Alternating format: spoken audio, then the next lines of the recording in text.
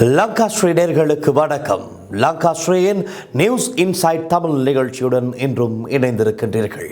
நீங்கள் வெளிநாட்டில் இருக்கும்போது உங்கள் பெற்றோரின் மருத்துவ தேவைகள் அனைத்தையும் நாங்கள் ஒருங்கிணைத்து கவனிக்கின்றோம். வருடாந்திர பதிவு, சிறப்பு தள்ளுபடி, மெடிப்ளேஸ். ஊடகத்துறையில் சாதிக்க வேண்டுமா? லங்கா ஸ்ரீயில் இணையுங்கள். Video editor, content creator, news editor பணிக்கு இப்போதை விண்ணப்பியுங்கள். எதிர்பார்க்கப்பட்ட மிக முக்கியமான ஒரு வழக்கு இன்று மூவரடங்கிய நீதிபதிகளின் குழாம் முன்னிலையிலே விசாரணைக்கு எடுத்துக் கொள்ளப்பட்டிருக்கின்றது. அதாவது ஊடகவியலாளர் பிரகீத் எக்னலிகொட 2010ஆம் ஆண்டு கடத்தப்பட்டு காணாமலாக்கப்பட்டார். இன்று வரை அவர் தொடர்பில் எந்த விதமான தகவல்களும் தடயங்களும் இல்லை. ஆனால் இவர் கொல்லப்பட்டு விட்டார், மிகவும் கொடுமையாக சித்திரவதைக்கு உட்படுத்தப்பட்டு கொல்லப்பட்டு விட்டார் என்பதற்கான பல விடயங்கள் இதற்கு முன்பதாக வெளிப்படுத்தப்பட்டிருக்கின்றது. இன்று முன்னாள் அமைச்சர் கெஹலிய ரம்புக்வெல்ல அவர் வசித்த அந்த மாளிகை, அரசாங்கத்திற்கு சொந்தமான அந்த வீடு நீதிமன்றமாக மாற்றப்பட்டு, இந்த அரசாங்கத்தின் கீழே நீதிமன்றமாக மாற்றப்பட்டு இந்த வழக்கும் ஒவ்வொரு வெள்ளிக்கிழமை நாட்களிலும் விசாரணைக்கு எடுத்துக்கொள்ளப்படவிருக்கின்றது. இன்று முதலாவதாக மூவரடங்கிய நீதிபதிகள் குழாம் முன்னிலையில் வழக்கு விசாரணைக்கு எடுத்துக்கொள்ளப்பட்டது. இது சம்பந்தமாக ஒரு சில முக்கியமான விடயங்களை தான் இன்றைய நியூஸ் இன்சைட் தமிழ் நிகழ்ச்சியில் நாம் பார்க்க போகின்றோம். வாருங்கள் விவரமாக பார்க்கலாம். நியூஸ் இன்சைட் தமிழ் நிகழ்ச்சிக்கு அனுசரணை வழங்கிக் கொண்டிருக்கின்றார்கள் மெடிப்ளேஸ். உங்களுக்கு தேவையான அனைத்து விதமான மருத்துவ சேவைகளையும் ஒரே இடத்தில் பெற்றுக்கொள்ள வேண்டும் என்றால் திரையில் தோன்றுகின்ற இலக்கங்களுக்கு தொடர்பு கொண்டு மெடிப்ளேஸ் மூலமாக உங்கள் அனைவருக்கும் தேவையான மருத்துவ சேவைகளை சிறந்த முறையில் பெற்றுக்கொள்ள முடியும். விடயத்திற்கு வரலாம். ஊடகவியலாளர் பிரகீத் எக்னலிகொட கடத்தி காணாமலாக்கப்பட்டமை சம்பவம் தொடர்பாக வழக்கு மூவரடங்கிய நீதிபதிகள் குழாம் முன்னிலையில் விசாரணைக்கு எடுத்துக் கொள்ளப்பட்டுள்ளது.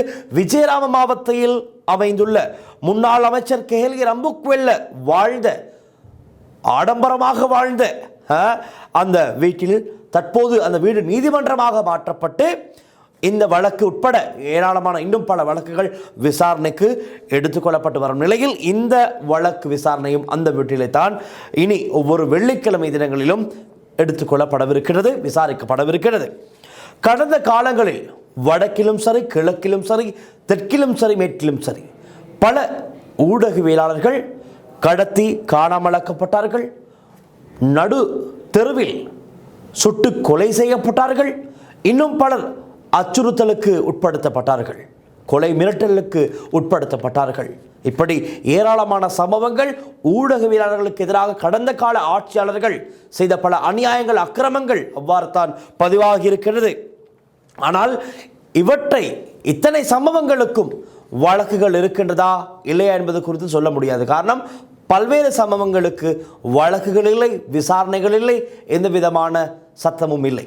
ஆனால் இந்த பிரகீத் எக்னலிகொடவினுடைய வழக்கு 2019ஆம் ஆண்டிலிருந்து சுமார் 7 வருட காலம், 7 வருடங்களாக ஒரு மந்தமான நிலையிலே தான் இடம்பெற்று வருகின்றது. இதற்கு கடந்த கால ஆட்சியாளர்களும் காரணம் அவர்களும் பொறுப்பு கூற வேண்டும். ஆகவே இந்த ஆட்சியாளர்களின் கீழ், அரசாங்கங்களின் கீழே இவ்வாறான முக்கியமான வழக்குகள் மிகவும் மந்தமான நிலையில் தான் இடம்பெற்றிருக்கிறது. அதுக்கு பல்வேறு காரணங்கள் இருக்கின்றது, அவற்றையும் நாங்கள் பார்ப்போம். நீங்கள் வெளிநாட்டில் இருக்கும்போது உங்கள் பெற்றோரின் மருத்துவ தேவைகள் அனைத்தையும் நாங்கள் ஒருங்கிணைத்து கவனிக்கின்றோம். வருடாந்திர பதிவு, சிறப்பு தள்ளுபடி, மெடிப்ளேஸ். ஆகவே இப்பொழுதுதான் இந்த வழக்கு மிக வேகமாக முன்னெடுத்து செல்லப்படவிருக்கிறது. விரைவாக ஏற்கனவே இந்த வழக்கோடு சம்பந்தப்பட்ட 9 பேருக்கு எதிராக குற்றப்பத்திரிகை தாக்கல் செய்யப்பட்டிருக்கிறது. சந்தியா எக்னலிகொட, பிரகீத் எக்னலிகொடவின் மனைவி சந்தியா எக்னலிகொட அவருடைய முழு தோற்றத்தையே மாற்றிக்கொண்டு கருப்பு ஆடை, சிகப்பு நிற ஒரு சால்வையை அணிந்து கொண்டிருப்பார். நான் அவரோடு நிறைய விஷயங்களை பேசியிருக்கின்றேன். யாழ்ப்பாணம் நோக்கி ஒரு விடயத்துக்காக சென்ற போது, அவருடன் பேருந்தில் செல்லும் போது நிறைய விடயங்களை அவருடன் பேசுவதற்கான ஒரு வாய்ப்பு கிடைத்தது. அதன் போது ஊடகவியலாளர் பிரகீத் எக்னலிகொட சம்பந்தமாகவும், அவர் கடத்தப்பட்டு காணாமலாக்கப்பட்டவை சம்பந்தமாகவும், அவருக்கு வந்த அச்சுறுத்தல், அதாவது அவர் கொல்லப்பட்டதை அடுத்து இவர் தனியாக ஒரு தனி நபராக போராடினார். மோதிர விஷ்ணு கோவிலுக்கு முன்பாக சென்று தேங்காய் உடைத்து சாபமிட்டார் ராஜபக்சேகளுக்கு எதிராகத்தான். காரணம், ராஜபக்சேவினுடைய ஆட்சி காலத்திலே தான் அவர் கடத்தப்பட்டு காணாமலாக்கப்பட்டார். ராஜபக்சவின் ஆட்சியில் இருக்கின்ற ஊழல் மோசடிகள் சம்பந்தமாக பல்வேறு குற்றச்சாட்டுக்களை இவர் அம்பலப்படுத்தினார், பத்திரிகைகளில் இணையதளங்களில் எழுதினார். இதற்காகத்தான் அவர் கடத்தப்பட்டு காணாமலாக்கப்பட்டார். யாரால்? இராணுவ ஆயுத புலனாய்வு அதிகாரிகள் 9 பேரால் தான். அதாவது துணை இராணுவம் என்று ஒன்று இருக்கின்றது, பராமிலிட்ரி, அப்படியான குழுக்கள் அந்த காலத்திலிருந்து இருக்கின்றது. அப்படியான குழுக்களைச் சேர்ந்த 9 பேர் தான் இந்த கடத்தி காணாமலாக்கப்பட்ட சம்பவத்துக்கு தொடர்புடையவர்கள். அவர்களுக்கு எதிராக குற்றப்பத்திரிகை தாக்கல் செய்யப்பட்டிருக்கிறது. ஏற்கனவே அதில் ஒரு கட்டத்தில் அவர்கள் பிணையில் விடுவிக்கப்பட்டார்கள், மீண்டும் அவர்கள் கைது செய்யப்பட்டார்கள். காரணம், இந்த வழக்கோடு சம்பந்தப்பட்ட சாட்சியாளர்கள் இந்த 9 பேரினால் அச்சுறுத்தப்பட்டிருக்கிறார்கள். அந்த விடயம் மறந்து மீண்டும் கைதானார்கள், மீண்டும் பிணையில் வெளியே செல்ல அனுமதிக்கப்பட்டார்கள். இப்படி மாறி மாறி இடம்பெற்றது. ஆனால் இனி அவற்றிற்கு வாய்ப்பில்லை. ஒவ்வொரு வெள்ளிக்கிழமையும் இந்த வழக்கு விசாரணைக்கு எடுத்துக்கொள்ளப்படும். இன்றைய தினம் வழக்கு விசாரணைக்கு எடுத்துக்கொள்ளப்பட்ட போது இந்த 9 பேரும், குற்றப்பத்திரிகை தாக்கல் செய்யப்பட்டிருந்த 9 பேரும் ஆஜராகியிருந்தார்கள். இது சம்பந்தமாக வாத விவாதங்கள் இடம்பெற்றது. இதற்கு முன்பதாக இதிலே ஒருவர் அரசரப்பு சாட்சியாக மாறியிருந்தார். ஆனால் ரகசியமாக கூட நீதிவான்கள் முன்பு ரகசியமான வாக்குமூலங்களை வழங்கியிருந்தும் கூட அதற்கேற்ற நடவடிக்கைகள், அதிரடி நடவடிக்கைகள் எதுவும் இடம்பெறவில்லை என்பதுதான் உண்மை. உண்மையாகவே 2010 ஜனவரி 24, 27ஆம் தேதிக்கு இடைப்பட்ட நாட்களில் தான் பிரகீத் எக்னலியோட காணாமலாக்கப்படுகிறார், கடத்தப்படுகின்றார். கெரிதலே, கொஸ்வத்த, பத்ரமுல்லா ஆகிய இடங்களில் நடந்த சம்பவங்களோடு தொடர்புபட்டதாகத்தான் இந்த வழக்கு விசாரணை தொடர்கின்றது. இராணுவ ஆயுத புலனாய்வு அதிகாரிகளாக செயல்பட்ட 9 பேருக்கு எதிராகத்தான் இந்த வழக்கில் குற்றப்பத்திரிகை தாக்கல் செய்யப்பட்டுள்ளது. ஆனால் எங்கே நீதி? இவர் கடத்தி காணாமலாக்கப்பட்டாரா, என்ன ஆனது, என்ன நடந்தது, இவருக்கு என்ன நடந்தது என்பது குறித்து இன்று வரை உத்தியோகபூர்வமாக சொல்ல முடியாமல் இருக்கின்றது. ஆனால் இவர் கொடூரமாக சித்திரவதைக்கு உட்படுத்தப்பட்டு கொலை செய்யப்பட்டார் என்பதற்கான பல ஆதாரங்கள் இருக்கின்றது. இவரை கடத்தி கொண்டு சென்ற அந்த வாகனம் சம்பந்தமான ஆதாரங்களும் இருக்கின்றது. இப்படி பல ஆதாரங்கள் இருந்தும் இன்னமும் சரியான நடவடிக்கை எடுக்கப்படாமல் இருப்பதால் தான் இந்த அரசாங்கம் கூட அனுரகுமார திசாநாயக்க ஜனாதிபதி அவர்கள் தேர்தல் வாக்குறுதியாக வழங்கியிருந்தார். இன்னமும் முடிவடையாத பல வழக்குகளை தங்களுடைய ஆட்சியில் விரைவில் முடித்து வைப்போம் என்று கூட குறிப்பிட்டிருந்தார். அப்படி ஒன்று தான் இந்த வழக்கு. ஆகவே இனி இது சம்பந்தமான முழுமையான விவரங்கள் சேகரிக்கப்படும். குறிப்பாக நீதவான் நயனா செனவிரத்ன தலைமையில் நீதவான் நளின் ஏவாவசம், நீதவான் லக்மாலி ஏவாவசம் ஆகிய 3 அடங்கிய நீதவான் குழுவில் முன்னால் தான் இந்த வழக்கு விசாரணைக்கு எடுத்துக்கொள்ளப்பட்டிருக்கிறது. பாருங்கள், ஒரு 3 பேர் என்றாலும் அதில் 2 பேர் பெண்களாக இருக்கின்றார்கள். சந்தியா எக்னலிகோடவும் ஒரு பெண், தனி பெண்ணாக இத்தனை வருட காலமாக போராடுகிறார். 2010ஆம் ஆண்டு, இன்று 2026, சுமார் 16 வருடங்களாக இவருடைய போராட்டம் தொடர்கின்றது. நீதி கிடைக்குமா கிடைக்குமா கிடைக்குமா என்று ஒரு தனி மனிதனாக, ஒரு தனி பெண்ணாக போராடி வரும் இவருக்கு இந்த ஆட்சி அதிகாரம் மக்களால் வழங்கப்பட்ட போது அரசாங்கம், என்பிபி அரசாங்கம் ஆட்சி அமர்வதற்கு முன்பதாக சொல்லியிருந்தார், அனுரகுமார திசாநாயக்கவுக்கும் 1 வருடம் தான் டைம், இந்த 1 வருடம் பார்ப்பேன், இல்லை என்றால் இவர் மீதும் இந்த அரசாங்கம் மீதும் இருக்கிற நம்பிக்கை வீணாகிவிடும். நான் எதிர்பார்க்கின்றேன் இந்த 1 வருட காலத்திற்குள் என் கணவருக்கு என்ன நடந்தது என்பது குறித்து ஒரு நீதி கிடைக்கும் என்று அவர் எதிர்பார்ப்பதாக குறிப்பிட்டிருந்தார். ஆனால் அதற்கு இப்பொழுதுதான் ஒரு வேகமான நடவடிக்கை எடுக்கப்பட்டிருக்கிறது. பிரகீத் எக்னலிகோட சம்பந்தமாக நாங்கள் சற்று பல விடயங்களையும் நிச்சயமாக பேச வேண்டும். என்ன நடந்தது இவருக்கு என்பதை பார்த்தோமானால், யார் அவர் என்றால் தெரியாதவர்களுக்கு நான் இந்த விளக்கத்தை தருகின்றேன். தெரிந்தவர்கள் பலர் இருப்பீர்கள், தெரியாத பலர் இருப்பீர்கள். தெரியாதவர்களுக்கு இந்த விடயங்களை நான் சற்று தெளிவுபடுத்த வேண்டும். ஆகவே தான் பிரகீத் எக்னலிகோட ஒரு பத்திரிகையாளர், அரசியல் விமர்சகர், கார்ட்டூன் சித்திரங்கள் வரைபவர், பத்திரிகை லங்கா நியூஸ் என்ற இணையதளத்துடன் இணைந்து பணியாற்றி வந்தவர், அரசை, முக்கியமாக மஹிந்த ராஜபக்ச ஆட்சியை கடுமையாக விமர்சித்தவர் என்பதுதான் பிரகீத் எக்னலிகோட என்றால் சொல்லக்கூடியதாக இருக்கும். கடத்தல் என்ன நடந்தது என்பது குறித்து நாங்கள் பார்த்தோமானால், 24 ஜனவரி 2010 ஜனாதிபதி தேர்தலுக்கு 2 நாட்களுக்கு முன், அதாவது சரத் பொன்சேகாவுக்கு இவர் ஆதரவு வழங்கியிருந்தார். சரத் பொன்சேகா மூலமாக அவருடைய தேர்தல் பிரச்சார பணிகளுக்கு இவர் மும்முரமாக செயற்பட்டிருந்தார். இதன் காரணமாகத்தான் இவர் கடத்தப்பட்டு காணாமலாக்கப்பட்டார். பாருங்கள், மஹிந்த ராஜபக்ச வாஸ், சரத் பொன்சேகா இவர்களுக்கு இடையிலே தேர்தல் மும்முரமாக இடம்பெறப் போகின்றது. ராஜபக்சக்கள் மீதான யுத்த குற்றங்கள் அந்த காலகட்டத்தில் தான் அம்பலப்படுத்தப்பட்டது. ஏராளமான விஷயங்கள் பகிரங்கமாக வெளிப்படுத்தப்பட்டது. சரத் பொன்சேகா நிறைய விஷயங்கள் வெளிப்படுத்தினார். அதற்கு உதவியாக பிரகை டெக்னாலஜி கூடவும் இணையதளங்கள் மூலமாக, பத்திரிகைகள் மூலமாக, கார்ட்டூன் சித்திரங்கள் மூலமாக யுத்த குற்றங்கள் சம்பந்தமாக பல்வேறு விடயங்களை பிரகை டெக்னாலஜி கூட வெளிப்படுத்தியிருந்தார். ஆகவே தான் கொழும்பிற்கு அருகே, அதாவது பத்திரமுள்ள கிரித்தலை, கொஸ்வத் ஆகிய பகுதிகளில் தான் இந்த சம்பவம் இடம்பெற்றதாக சொல்லப்படுகிறது. அவர் வேலை முடிந்து வீடு திரும்பும் வழியில் கடத்தப்பட்டு காணாமல் போகிறார். கடைசியாக அவர் தொலைபேசியில் குடும்பத்துடனும் பேசியிருக்கின்றார்.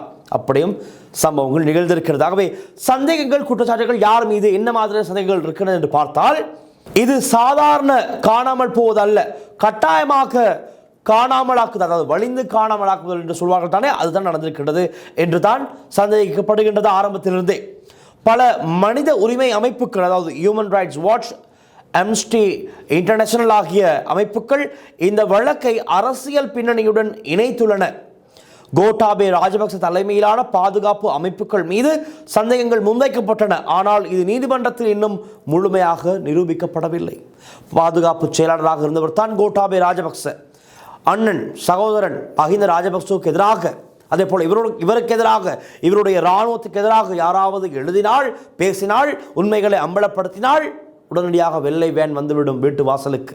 ஆனால் செல்லும் வழியில் வெள்ளை வேன் வந்துவிடும், கடத்தி கொண்டு சம்பவம் செய்து விடுவார்கள். அப்படி ஒரு சம்பவம் தான் இதுவும். இராணுவ தொடர்பு என்ன என்பது குறித்து பார்த்தோமானால், ஸ்ரீலங்கா ஆர்மி, இலங்கை இராணுவத்தின் சில நுண்ணறிவு அதிகாரிகள் மீது, அதாவது புலனாய்வு பிரிவு அதிகாரிகள் மீது சந்தேகங்கள் இருந்தது. விசாரணைகளும் இடம்பெற்றது. சிலர் கைதும் செய்யப்பட்டார்கள். ஆனால் வழக்கு நீண்ட காலமாக கொண்டு செல்லப்படுகிறது. அப்படி கைது செய்யப்பட்டவர்கள் 9 பேர் தான் இவர்கள். அதில் தமிழ் பெயர்களும் இருக்கின்றது. தமிழ் அமைப்புகள் அப்பொழுது அரசாங்கத்துக்கு கோட்டாபே ராஜபக்சவுக்கு ஆதரவாக செயற்பட்டிருக்கிறது தானே. அவர்களில் இருக்கின்ற சில நபர்களும் இவர் கடத்தப்பட்டு காணாமலாக்கப்பட்ட சம்பவத்துக்கு தொடர்பாக இருந்திருக்கின்றார்கள். நான் பேருவர்களை பின்னர் அறிய தருகின்றேன். ஆகவே விசாரணை நிலை என்ன என்று பார்த்தால், வழக்குகள் பல ஆண்டுகளாக நீதிமன்றத்தில் நிலுவையில் உள்ளது.